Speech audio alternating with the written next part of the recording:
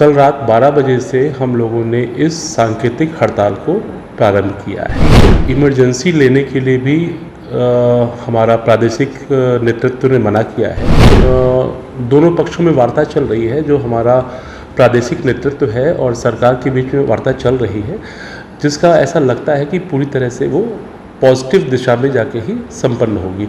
एक तरफ चुनाव से पहले सरकार घोषणाओं पर घोषणाएं करती हुई नजर आ रही है, लेकिन दूसरी तरफ आयुष्मान और चिरायु कार्ड से जो आम लोगों के इलाज चल रहे थे वो प्राइवेट अस्पतालों ने करने बंद कर दिए हैं। आज से ही आयुष्मान भारत चिरायु हरियाणा कार्ड से इलाज होना बंद हो गया है। सरकार द्वारा पेमेंट रोकने पर प्राइवेट अस्पतालों ने यह बड़ा फैसला लिया है। इससे मरीजों को काफ़ी दिक्कतों का सामना करना पड़ रहा है। आपको बता दें कि प्रदेश में 1.3 करोड़ से अधिक आयुष्मान चिरायु कार्ड बनाए जा चुके हैं। इसमें से 90 लाख कार्ड धारक सुविधा का लाभ उठा चुके हैं।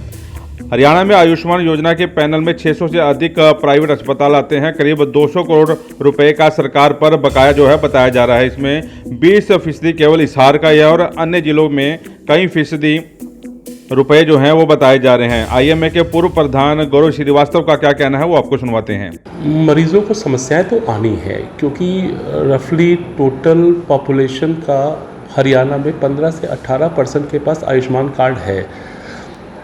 उन 15 से 18% के आयुष्मान कार्ड जो होल्डर्स हैं वो इस बीच, चूँकि हमारे स्टेट आईएमए के जो नेतृत्व है उनके माध्यम से 5 दिन के लिए सांकेतिक हड़ताल का प्रावधान किया गया है, जिसको आईएमए की प्रत्येक ब्रांच फॉलो कर रही है। कल रात 12 बजे से हम लोगों ने इस सांकेतिक हड़ताल को प्रारंभ किया है। निश्चित तौर पे जो उनको सुविधाएं मिल रही थी प्राइवेट अस्पतालों से वो बाधित होंगी, क्योंकि इमरजेंसी लेने के लिए भी हमारा प्रादेशिक नेतृत्व ने मना किया है। तो निश्चित तौर पे जो उनको एक अच्छी सुविधाएं बहुत न्यूनतम दरों पे, even you can say Ayushman के निःशुल्क होने की वजह से बहुत प्रॉफिट मिल रहा था, जो इस बीच प्रावधान स्ट्राइक की वजह से समस्याएं आना शुरू होंगी। यूजुअली जो ओपीडी पेशेंट हैं जो है वो अपनी मेडिसिन को 4 से 5 दिन को कॉन्टिन्यू सेम ट्रीटमेंट कर सकते हैं। उसके बाद चूँकि दोनों पक्षों में वार्ता चल रही है, जो हमारा प्रादेशिक नेतृत्व है और सरकार के बीच में वार्ता चल रही है, जिसका ऐसा लगता है कि पूरी तरह से वो पॉजिटिव दिशा में जाके ही संपन्न होगी।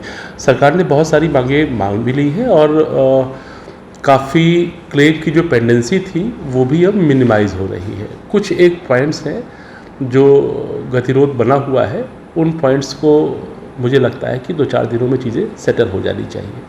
बताया जा रहा है कि प्राइवेट अस्पतालों का करीब 200 करोड़ रुपए का सरकार पर बकाया है। पिछले दिनों यह बकाया करीब 300 करोड़ रुपए तक पहुंच गया था, लेकिन सरकार ने 90 करोड़ रुपए खाते में डलवा दिए थे, लेकिन उसके बाद कोई भी पेमेंट नहीं हुई। बताया यह भी जा रहा है कि रोजाना करीब 4000 लोग आयुष्मान योजना से इलाज करवाते हैं। प्रदेश के अस्पतालों का क्लेम रोजाना 4 करोड़ के आसपास बैठता है। ऐसे में अगर 1 महीना भी पेमेंट लेट हो जाती है तो करीब 400 करोड़ रुपए पेंडिंग में चला जाता है। सर कुछ पता लगा अभी तक कितने दिन के लिए ये वादा किया है? अभी ये जो स्ट्राइक है सांकेतिक 5 दिनों तक के लिए है। 5 दिनों के बाद हमारा प्रादेशिक नेतृत्व इसको डिसाइड करेगा कि इसको हमें विड्रॉ करना है या आगे बढ़ाना है। फिलहाल सर ये जो विचार है अभी विमर्श करने लायक है। हाँ जी।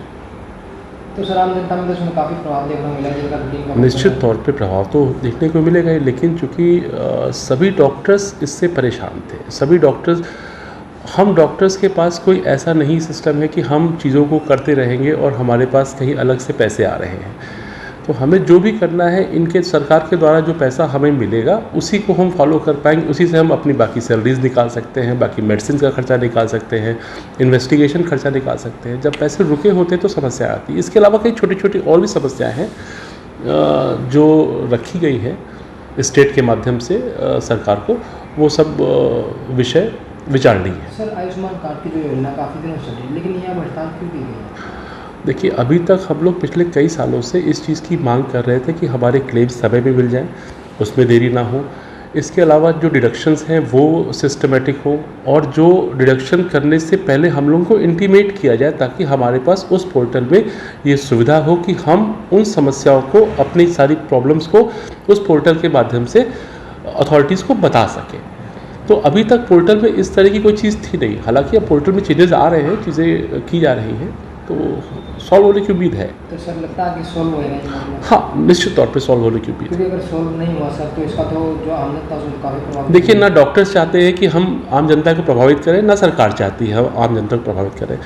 ये एक दूसरे के विचार विमर्श में बीच में जो कम्युनिकेशन गैप रहा है, उसी की वजह से ऐसा स्थिति हुई है, जो आने वाले समय में निश्चित तौर पे समाप्त हो जाएगी। हालांकि सरकार बार बार प्राइवेट अस्पतालों के संचालकों से अपील कर रही है कि वो अपना इलाज जो है वो शुरू रखें, लेकिन बार बार पेमेंट का आश्वासन मिलता है। अभी तक पेमेंट नहीं आने की वजह से उन्होंने अस्पताल में इलाज करना जो है बंद कर दिया है। फिलहाल अब देखना होगा कि आने वाले चुनाव में ये योजना कितना असर डालेगी। वॉइस ऑफ पानीपत के लिए सुरेश शर्मा के साथ कुलवंत सिंह।